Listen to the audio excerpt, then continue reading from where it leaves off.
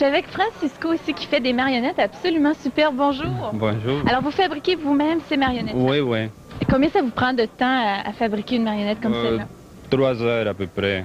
Seulement 3 heures. Oui, pour la peinture, c'est très délicat, les vêtements, mais on coupe les tissus d'avance, alors c'est plus facile, non? Ah oui, parce que ça serait beaucoup plus long s'il fallait compter Ouais, ce temps-là aussi. Alors, dites-moi, faites-moi une démonstration de votre... C'est un arlequin? C'est un arlequin, comme toutes les marionnettes qu'on fait, il travaille d'un côté à l'autre, parce qu'il travaille sur les 2 cordes ici. Alors après, c'est juste le faire avancer, il va marcher. Vous pensez que je serais capable de faire avancer ça? Je pense que oui. Oui, je peux essayer. N'importe qui, oui, absolument. Bon, démonstration, attention là. Pin-tiri-titi. Oh mon Dieu, j'ai besoin d'un peu de pratique. Qu'est-ce que je fais de pas correct? Qu'est-ce que ça marche? C'est juste d'un côté à l'autre, c'est comme ça. Mais c'est plus facile, plus bas, non? Comme ça, Ah bon, ok, je vois. c'est pour faire sur les planchers, non? Vous les vendez combien vos marionnettes?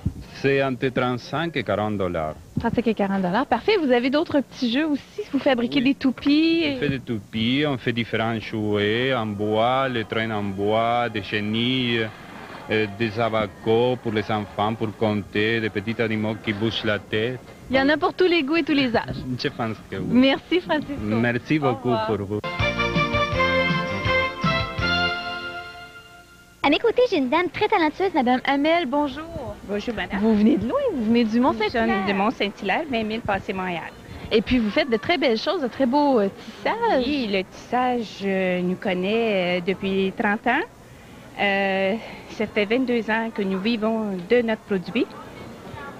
Donc, nous fabriquons régulièrement à l'année. C'est familial au départ. Et puis, c'est le tissage à la main, évidemment. Tout est manuel. Tout est manuel. Tout est manuel chez nous. Ah oui, même j'ai eu des visites parce que notre tissage était très régulier. Et puis, j'ai formé mes employés. Donc, c'est un très beau tissage. Et qu'est-ce que vous nous présentez ici aujourd'hui? On retrouve des napperons, des nappes, j'imagine, mais qu'est-ce qu'on trouve en Ma spécialité, c'est de la nappe, évidemment, de toutes les grandeurs, de toutes les couleurs. J'ai aussi de la Catalogne de plancher. J'ai aussi des serviettes de table, le tablier, les sous-verts. J'ai de très beaux ensembles cadeaux ici. Oui. Oui. Et qu'est-ce qui se vend le mieux, justement, ici? La nappe, évidemment. Oui. Les napperons, c'est le temps de Noël. Il y a beaucoup de cadeaux. Et puis, dans quelle couleur, notamment? Mon Dieu, les framboises, les verts de toutes sortes, le forêt. Bientôt, j'aurai la couleur aubergine aussi, qui est la première couleur qui vient à la mode. Merci beaucoup, Madame Hamel. Vous faites de très, très belles choses et bon succès. Merci beaucoup.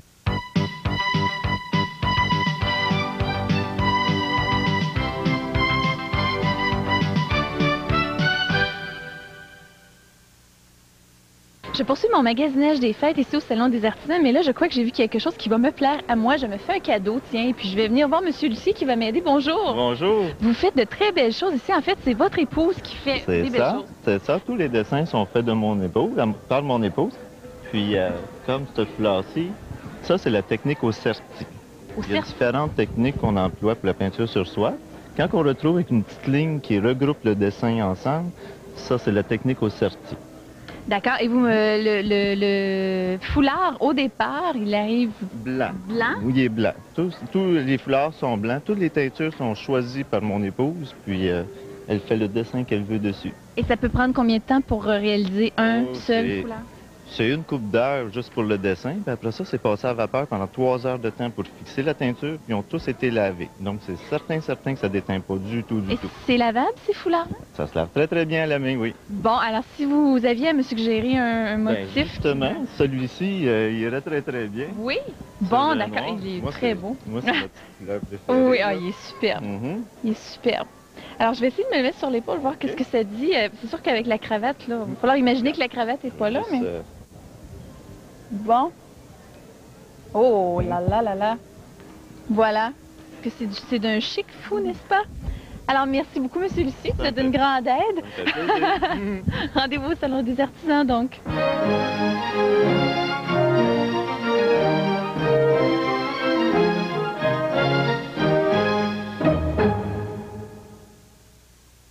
Je suis en compagnie de Marie Doris qui fait de très très belles créations ici au salon. Bonjour. Bonjour. Vous faites des choses très très particulières.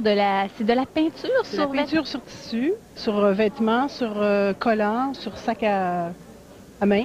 Quelle est la matière qu'on emploie justement pour que la peinture reste sur les vêtements? C'est la peinture spéciale pour le tissu. C'est fixé à la chaleur et c'est permanent.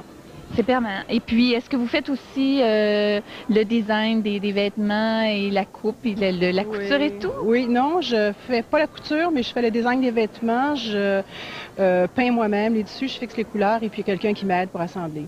D'accord. Et ça peut prendre combien de temps justement pour peindre, supposons, un bas comme ça? Oh mon Dieu, c'est parce qu'on les fait en série, puis il y a tellement d'étapes à suivre.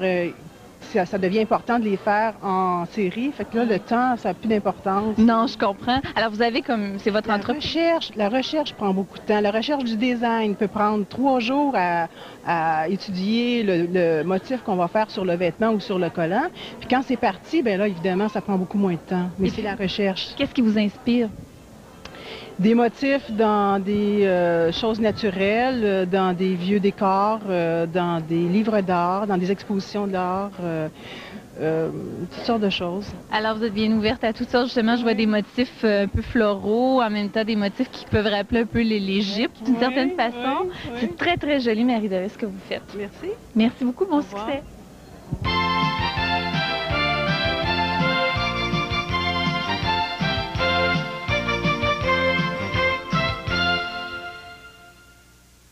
Un beau scoop ici à l'émission Plaisir. Imaginez-vous donc que sur notre chemin dans les trouvailles du salon, j'ai rencontré M. Charles Succinct qui est à mes côtés et qui nous raconte une histoire extraordinaire au sujet de son œuvre et de ce qui va lui arriver bientôt. Bonjour.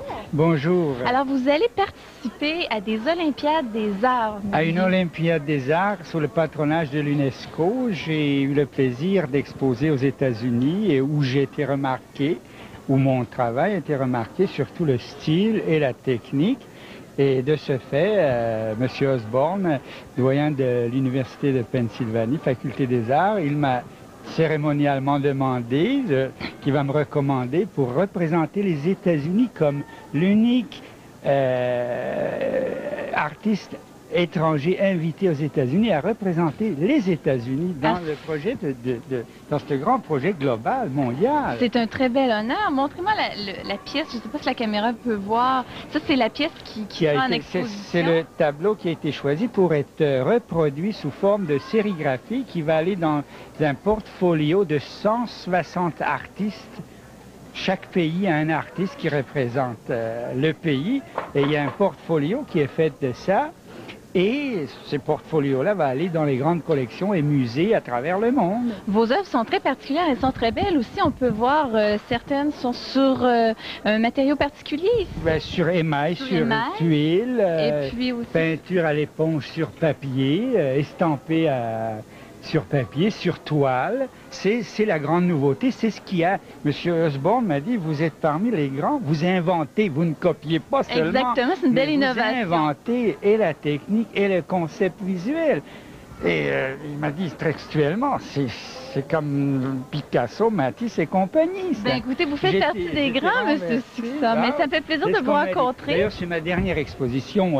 Je ne ferai plus d'exposition comme ça. Alors, c'est le moment ou jamais de venir rencontrer M. Succinct ici au Salon des Artisans. Merci infiniment. Bonne chance aussi pour cette exposition. Au revoir. Au revoir.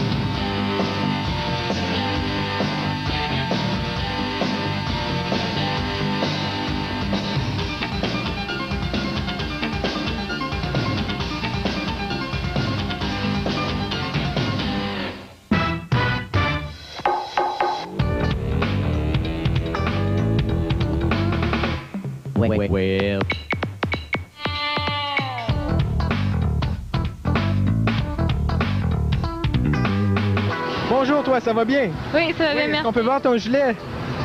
Oui, c'est le Québec. Est-ce que tu aimes le Québec? Oui, j'aime le Québec. Oui, mais en ce moment, tu sais que tu es en Ontario, là. Oui, je le sais. Oui. C'est qui qui t'a donné ce gilet-là? Je l'ai acheté moi-même.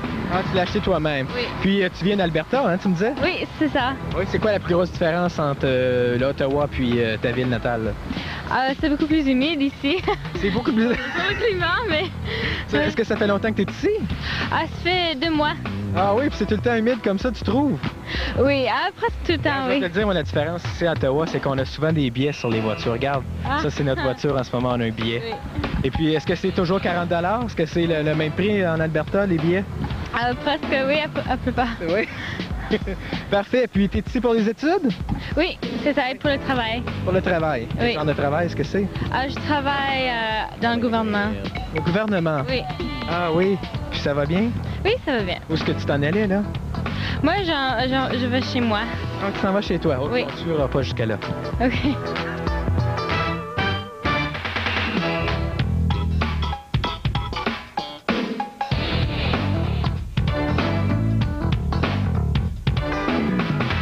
Nous voilà au Musée canadien de la civilisation à Hull. Et puis on s'en est voir le projectionniste Jean Pajot. Voilà, on passe ici, on traverse la première porte. Personnel seulement.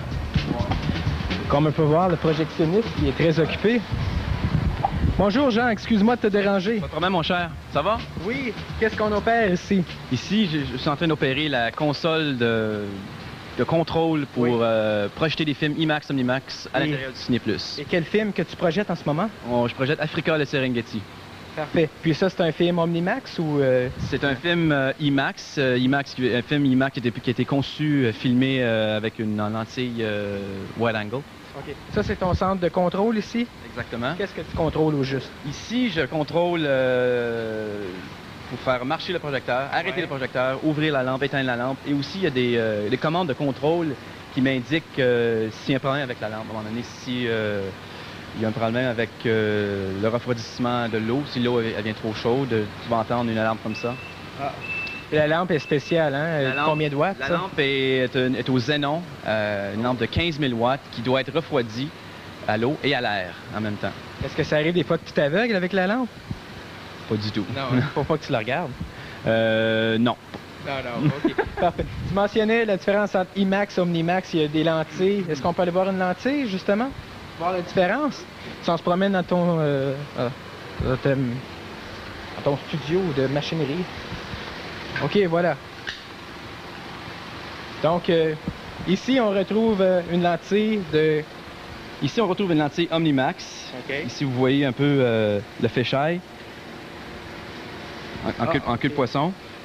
Et puis l'autre lentille, qui est une lentille wide angle, elle se trouve en ce moment en avant du projecteur. Puis la différence qu'on retrouverait de l'autre lentille, ce serait quoi? Ça serait... Tu n'aurais pas l'espèce de loupe, hein? courbe comme ça. Là. Ah, une courbe comme ça. Ouais, tu aurais plutôt un genre un rectangle. Donc ça, c'est vraiment... Omnimax, c'est projeté sur un dôme hémisphérique.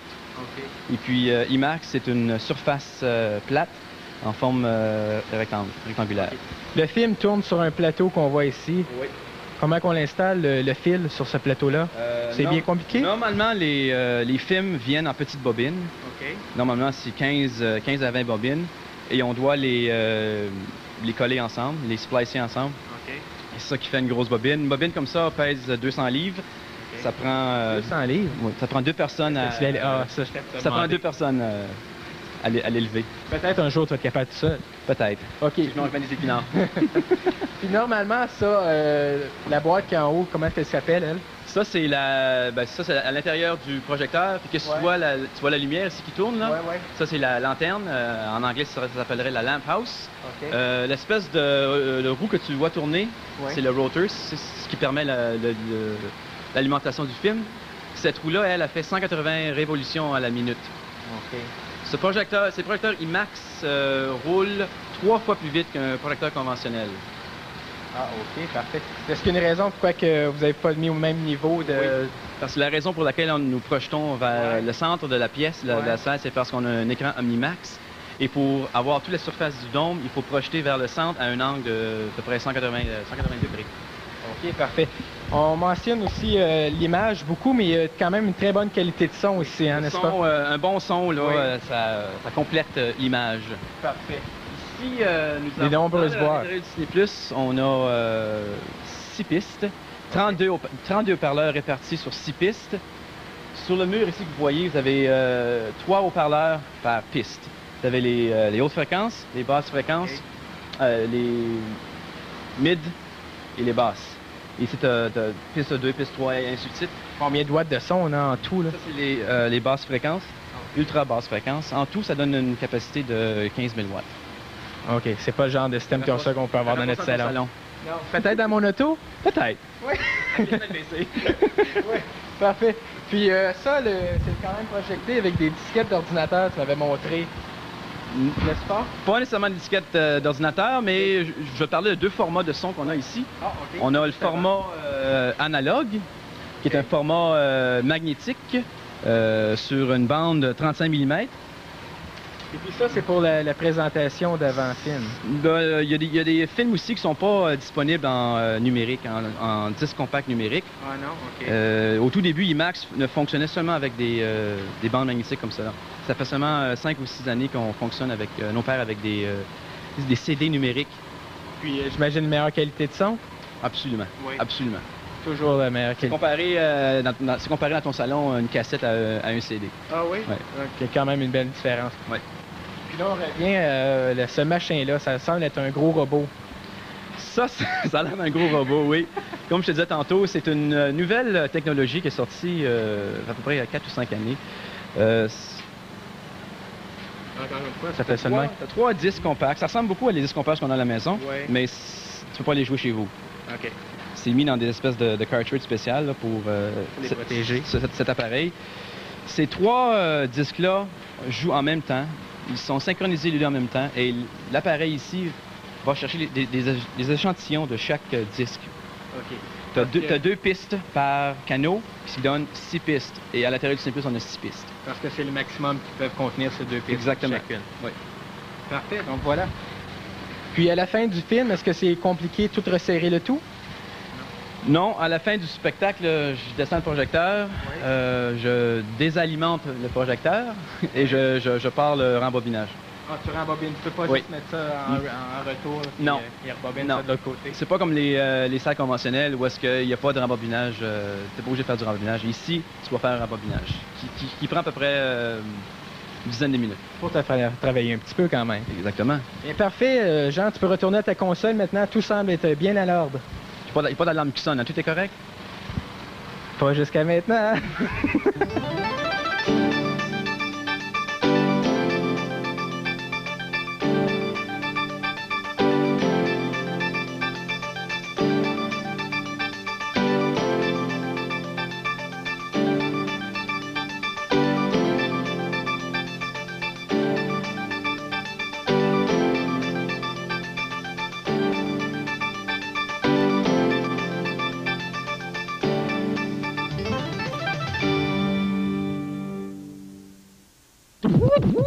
À tout le samedi, j'écoute à 22h, c'est l'émission Plaisir.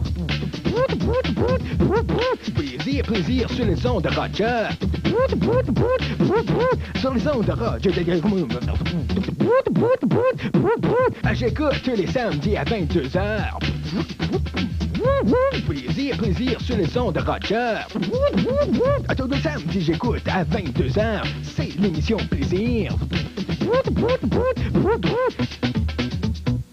Le professeur Père Nobel présente l'art d'utiliser correctement un téléphone sans se fatiguer.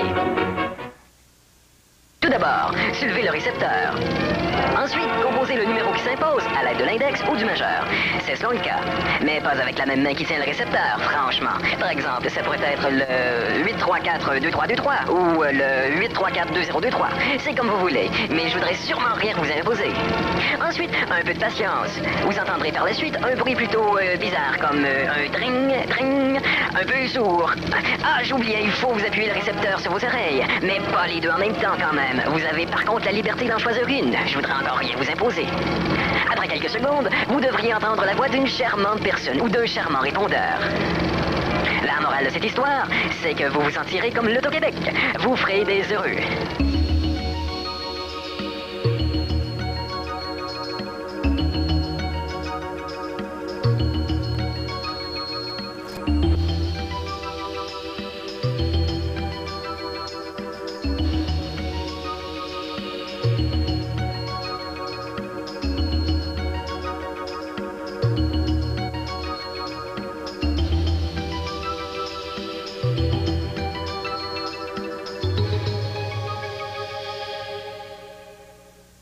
Bon, bien Brigitte, voilà, on est arrivé au musée de la guerre. Absolument. C'est l'entrepôt ici, hein? Oui, il y a des choses très intéressantes d'ailleurs. Oui, ben moi, je connais un peu, pas mal tout ce qui est ici, là, mais toi, peut-être tu pourrais apprendre des choses. Oui. Ben, Sérieux, regarde, t'as plusieurs choses. Regarde, t'as une moto, là, juste ici en avant. Oui, une dune d'App, ça. Oui. Oui, c'est une dune d'App. Ça, c'est allemand, ça. Ah oui, oui? ça, c'est une Harley Davidson. Au milieu, Ah. ici, oui. Puis ça, c'est un petit triomphe ici. Ça vient d'Angleterre. Oui, ça. j'ai vu ça, moi aussi, sur les réservoirs. Ça, c'est des petites motos canadiennes en arrière, ici. Ah oui? Pourquoi, donc? Ils sont canadiennes, eux autres? Ben, parce que, je sais pas pourquoi ils sont canadiennes. Ils n'ont pas de lumière, ils sont pas brillantes? Pas encore, non, ils sont en train de réparer. Ah oui? Intéressant. Viens voir, il y a Ouais, ben, d'autres je choses savais là-bas. tout ça, moi aussi, Brigitte. Marc, une autre belle découverte ici. Oui, au musée. oui. Regarde, c'est vraiment intéressant. Oui, c'est un genre de mélexeur, hein. Ouais, Non, c'est pas utilisé en exactement. cuisine. Oui, c'est Non. pas mal ça, Brigitte. Non, non. Les robots culinaires, ils ont beaucoup évolué, mais c'est pas un robot culinaire. Non, ça a été construit en Angleterre et c'est utilisé au Canada. Puis regarde, c'est vraiment merveilleux. C'est pour aller placer des bombes. Ah, Alors, regarde. tu penses placer des bombes? Wow, qu'est-ce que tu fais là, Brigitte? As-tu perdu la tête? Où est-ce que tu t'en vas? C'est vraiment le fun, regarde. Excusez-le, monsieur. Regarde, regarde, c'est amusant. Oui, oui. Mais c'est amusant, en fait. C'est pas amusant tellement, mais Je regarde. connaissais une compagnie de mécanos qui faisait ça aussi. Oui, OK. Oups, Donc faut ça, que je c'est le pour, suive. c'est ça que je disais, pour désamorcer les bombes, hein? Non, pas désamorcer Normalement. les bombes. Aller placer les bombes Aller sur placer un champ. les bombes. Ben oui, Ah, tout à OK. fait. Alors, il y avait très longs de fil dans le temps, et puis ça servait ça, donc au Canada, pour aller installer des bombes sur des Ah oui. T'en apprends des choses avec moi, hein? Ben non, mais là, Bon contact à avoir. je savais tout. Je fais exprès, mais je sais que tu me connais pas encore. Il y a d'autres découvertes à faire. Ben oui, je vais te montrer d'autres choses. Ah, me voilà maintenant avec Danielle. Bonjour. Bonjour. Et quel poste est-ce que vous occupez ici? Je suis restauratrice d'œuvres d'art. D'œuvres d'art, parfait. On en voit des œuvres ici, des statues, n'est-ce pas? Il y en a 6. Oui. Et c'est fabriqué par qui, eux autres? Les statues ont été faites par l'artiste Walter Allworth. OK. Ce sont 6 modèles de plâtre qui ont été utilisés pour le mémorial canadien qui est à Vimy en France. En tout, il y a 14 de ces sculptures. Le musée en possède 11. Et si on parlait du matériel, comment c'est composé? Si on regarde ici comme exemple. Toutes les sculptures sont faites en plâtre. Elles sont renforcées avec de la jute On commence avec sur une structure de bois. OK. Elles sont faites par la main de l'artiste. OK. Ensuite, le monument a été fait par des sculpteurs qui ont utilisé ces modèles-là. OK, ça, justement, c'est un modèle réduit. Donc, on demande à d'autres sculpteurs de faire reproduire 3 fois plus grand? Oui, le monument, en fait, les figures sont environ 3 fois plus grandes. Sur chaque sculpture, on peut voir des marques. Oui, justement, les petits points ici, comme ici. Ce sont là. des marques qui ont été utilisées pour faire le transfert du modèle à la sculpture. Un genre d'échelle. Pour là, pour reproduire exactement les formes et en dimension supérieure. Bien, regarde, Brigitte, ça, là, c'est un missile, tu vois? Non. Oui, tu vois, puis il était lancé par de ça, oui. Non. Ça, c'est un sous-marin qui est opéré par un seul homme. Ça a été construit en Allemagne et ça a été utilisé par les Allemands lors de la Seconde Guerre mondiale. Puis regarde, dans le côté ici, là, il y a comme un rail, tu pouvais installer une torpille comme celle-là. Ah. Et puis, Ben, c'est ça, justement, c'est celle-là, la installé. torpille qui va sur Alors, le sous-marin. le conducteur du sous-marin s'installait au bout là-bas, et puis c'est lui qui conduisait son petit sous-marin, qui activait, la torpille, let's go, ça explose, et bingo, le tour est joué. Brigitte? Oui? Qu'est-ce que tu as mangé pour déjeuner? Des alphabets, est-ce que tu vas me croire? Oh! Bon, il y a beaucoup d'argent ici, hein? Beaucoup d'argent, beaucoup de tôle, oui. J'ose pas te le demander, là. Mais oui, où est-ce qu'on est ici? Là? Non, mais j'allais te le dire, un 4-3-2. Un 4-3-2, ça s'est construit en Angleterre à la fin des années 60 à peu près. Et puis, c'est utilisé aussi en Angleterre pour amener les troupes au combat. Ah oui? Oui. C'est britannique. Oui, tout à fait. Je le savais aussi. C'est beau, Brigitte. T'es 3 en 3. 3 en 3, mais attends, on continue, t'as rien Parfait. fait encore. Comment qu'on sort d'ici? Attends, viens venir, viens me prendre. Wow.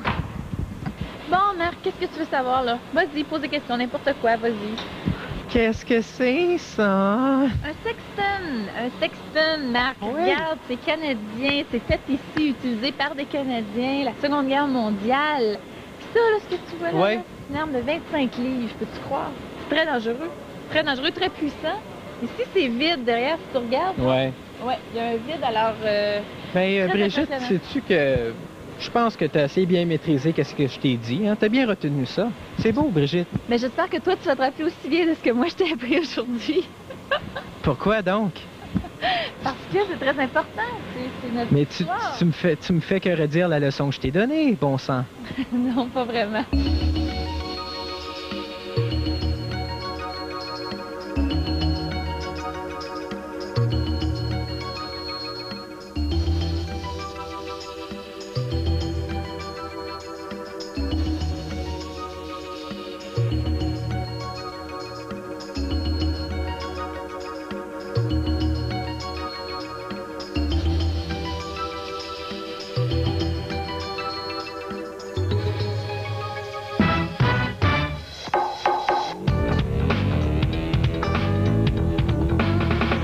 Well.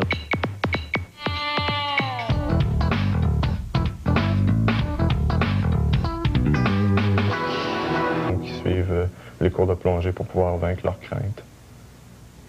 Pour l'équipement, est-ce que tu dois avoir ton propre équipement?